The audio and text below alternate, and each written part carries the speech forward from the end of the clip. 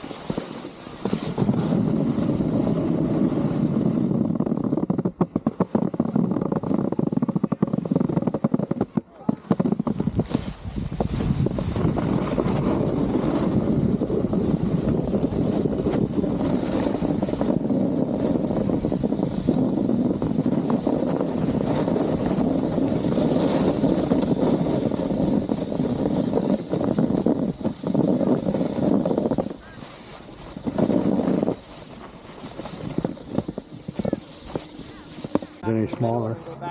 Start recording. And the way you know it's recording, see the red scope in the middle? No, I don't see anything. Right there. Red. It's a countdown. On the bottom of the camera. No, whatever. So throw it out in front of you and ride. Just hold it hold it this way? Yeah, but put it in your forward hand. Okay.